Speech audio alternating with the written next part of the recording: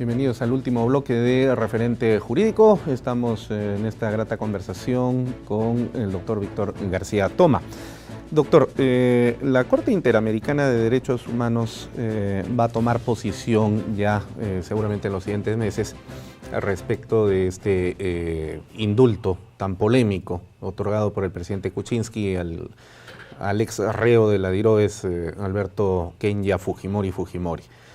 ¿Qué cree usted que pueda, sin ser pitonizo, ¿no? Pero usted que ha sido magistrado del Tribunal Constitucional, sabe más o menos cuál es la orientación de las decisiones de la Convención, del Tribunal Internacional? ¿Qué cree usted que podría pasar aquí? Porque según los entendidos y los expertos, la Corte nunca se ha pronunciado sobre temas de indultos. No sé si eso será cierto o si lo habrá tratado. Pero si es la primera vez, definitivamente va a ser un momento bastante oportuno también para la Corte, para poder fijar una línea jurisprudencial sobre el particular. ¿Qué cree usted que pueda venir por delante? Lo que podríamos decir es lo siguiente. No existen pronunciamientos en contra de los indultos humanitarios, ni en sede interna ni en sede transnacional. Más aún, en sede transnacional, existen casos en donde incluso en crímenes de guerra, que podríamos ser calificables de lesa humanidad, se ha aceptado, se ha admitido el indulto humanitario. Entonces, porque la idea es la misma, decíamos, por encima de la conducta o calidad accidental de la persona, esta tiene en esencia una misma identidad, es la dignidad.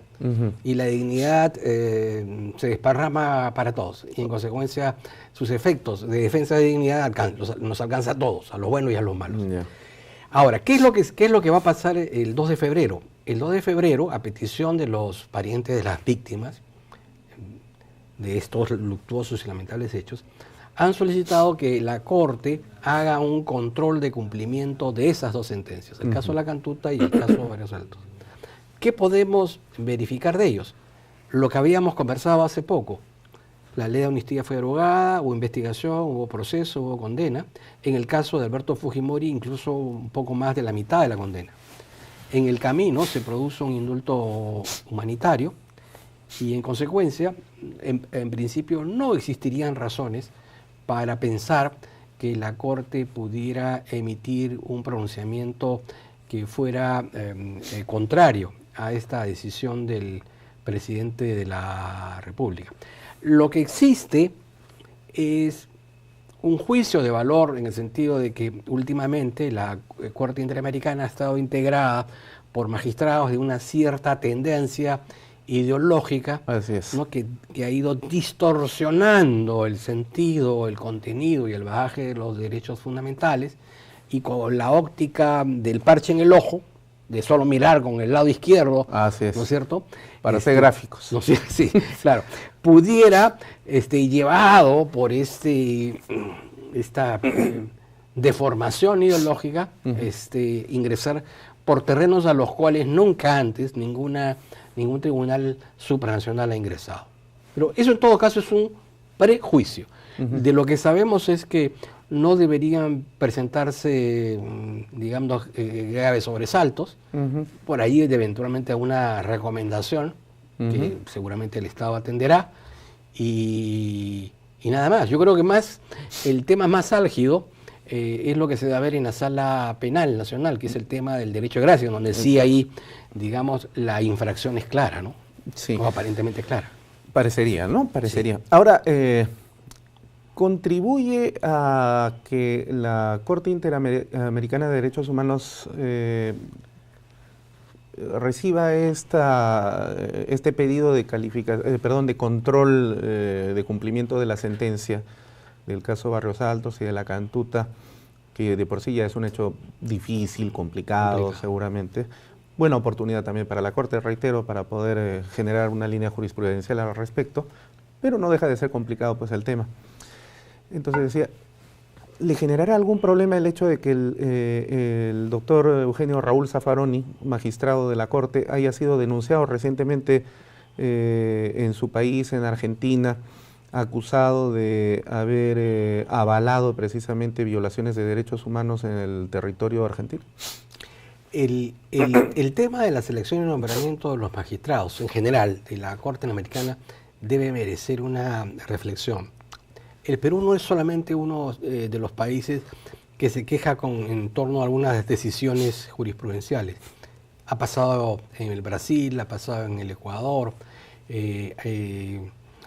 bueno, no, Venezuela es otro caso, por supuesto, pero digamos, ha pasado en el Paraguay. Es decir, hay un cierto malestar en los miembros de la Organización de Estados Americanos por algunas decisiones ideologizadas.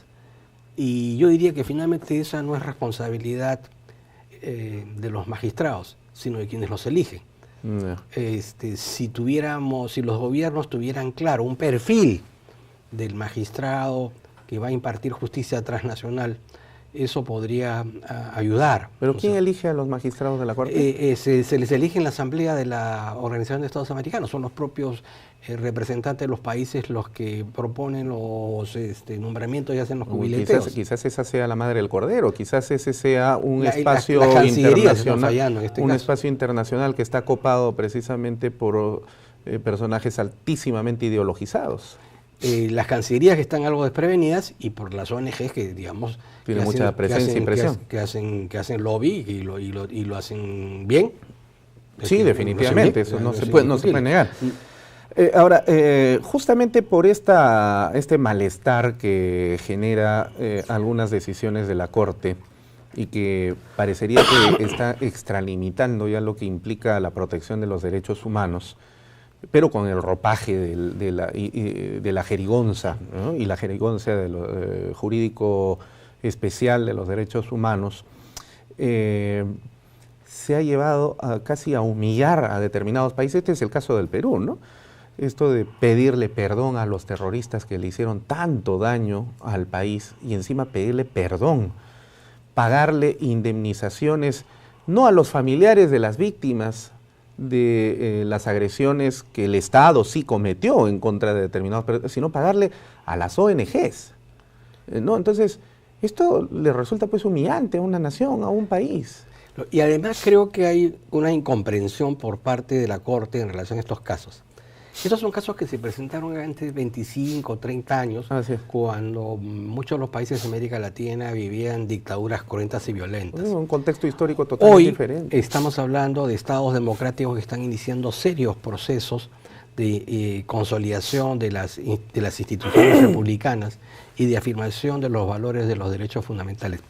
Y esas sentencias, en vez de contribuir a la consolidación de estos procesos, de alguna manera nos terminan debilitando. Porque, por ejemplo, en el caso del ciudadano común y corriente, dice, pero ¿para qué sirve la Corte? Sirve para defender terroristas. Exacto. ¿No? Claro, en realidad no es que eso sea así, pero lo que pasa es que la forma en que se presentan esas sentencias, las condenas que se señalan y el momento en que vive el país diera la impresión que así fuera. Sí, yo comparto plenamente con usted y justamente la reflexión en ese sentido tiene mucho que ver con este asunto, ¿no? Si las decisiones de la Corte Interamericana de Derechos Humanos, lejos de contribuir al proceso de afianzamiento del sistema democrático y de los valores democráticos, lo que está haciendo es evitar ese proceso.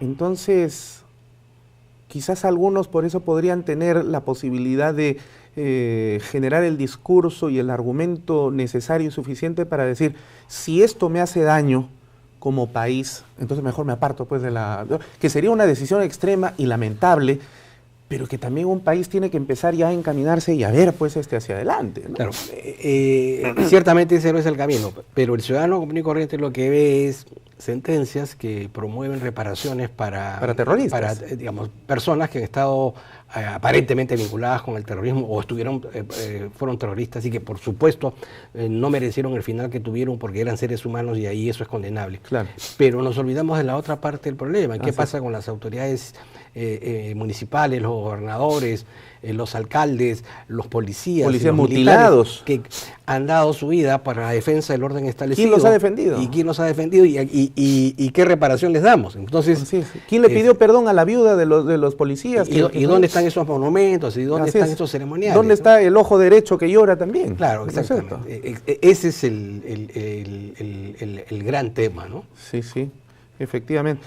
Bueno, perdóneme, yo definitivamente puedo parecer irreverente aquí y a lo mejor no estamos diciendo cosas políticamente correctas, pero vuelvo a reiterar.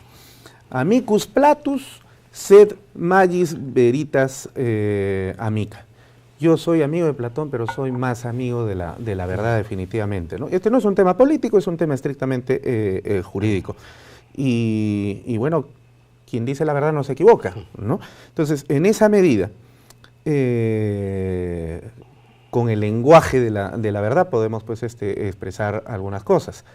Y con ese mismo lenguaje que lo ha caracterizado usted, doctor Víctor García Toma, y como profesor universitario, reconocido, doctrinario del derecho constitucional, ¿cuál es la perspectiva personal que usted podría realizar en torno al tema del indulto en el ámbito jurídico, que necesaria e inextricablemente siempre está unido al plano político y social? ¿Qué se va a venir en estos próximos meses?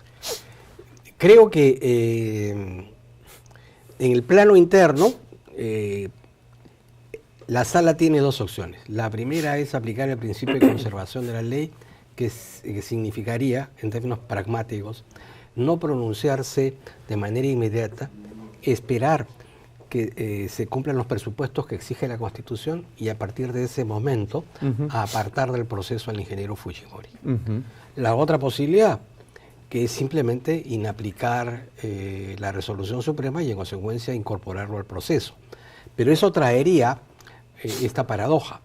Ese proceso tendría que darse en libertad por cuanto como queda subsistente el indulto humanitario, se entiende que esta persona no puede regresar a un centro carcelario, so pena, ¿no es cierto?, de que se den las consecuencias que se presume podrían darse. Y por otro lado, el caso Bativilca es un caso que vendría a ser un capítulo repetido, porque estamos hablando del mismo grupo, estamos hablando de la misma práctica. En consecuencia, no llamaría la atención que el ingeniero Fujimori fuera condenado pues al delito por autoría inmediata, porque es el mismo patrón de comportamiento en los casos anteriores. En consecuencia, estamos repitiendo un proceso que ya lo hemos vivido. Sí, ¿no? y por lo tanto que podría, en ese eventual caso de una nueva sentencia, otra vez volver a ser indultado. Bueno, no necesitaría ser indultado porque él no debería regresar a la cárcel porque por primer indulto la cárcel no es el lugar pues que ya le correspondería por el patronaje que se hace. Exactamente. Ya, correcto.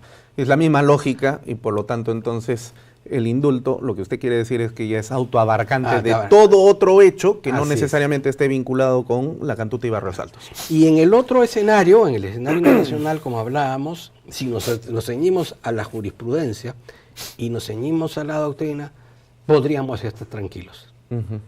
La inquietud surge, digamos, por el giro que podría, como en algunos casos ha dado la Corte, en algunos casos, ¿no? Pero eso solamente lo podría saber un brujo, un chamán, un adivino, ¿no? Claro, claro. Ahora, jurídicamente, tras este indulto, ¿Alberto Fujimori puede hacer vida política o no? Sí y no. Digamos, no existe ningún impedimento legal. Todos los impedimentos de los derechos civiles y políticos tienen que estar expuestos en una sentencia. No es el caso de Fujimori. Pero ciertamente el debe ser es que si el indulto se dio por determinadas consideraciones, la conducta del beneficiario debe ser compatible con esas consideraciones.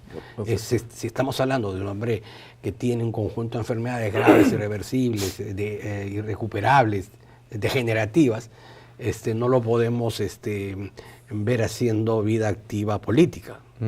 En segundo lugar, si como el presidente ha dicho, esto se hace para promover la reconciliación nacional, da por concluido un capítulo de división entre peruanos, el ingeniero Fujimori tiene que poner su parte también, siendo muy cicatero, tacaño, modesto en sus expresiones, para no generar en la ciudadanía, en una parte de la ciudadanía, algún grado de exaltación o molestia. Pero eso es como pedirle a un niño de 4 años sentado frente a una mesa de chocolates que no coma chocolate, ¿no? Bueno, pero es lo que debería hacer. Sí, y si algo de sangre le puede quedar en la cara a algunos políticos. Ahora, mientras los grupos de izquierda critican severísimamente, el ultra radical grupo de izquierda de Sendero Luminoso más bien ha aplaudido el indulto presidencial, porque claro, quiere jalar agua para su molino, sí, pues, claro. Y ha dicho, si se quiere hablar de una reconciliación nacional, falta Abimael Guzmán. Claro, pero volvemos otra vez a lo mismo. El presidente de la República, en la suprema potestad de más allá de informes médicos o no informes médicos, tiene la última palabra, tendría que pensar mucho en cuáles serían las consecuencias de un acto de esa naturaleza. Esto ya sería pues sí, una eclosión total, ¿no? Sí. Bueno, difíciles momentos que le vienen todavía al Perú, doctor, sí. Y seguramente usted va a estar ahí como uno de los más importantes juristas, siempre presente con su, gracias, muy amable, con su voz y sus apreciaciones tan interesantes e importantes. Muchísimas gracias por haber estado con nosotros. Ha sido la voz y presencia del doctor Víctor García Toma, exministro de Justicia y miembro magistrado del Tribunal Constitucional.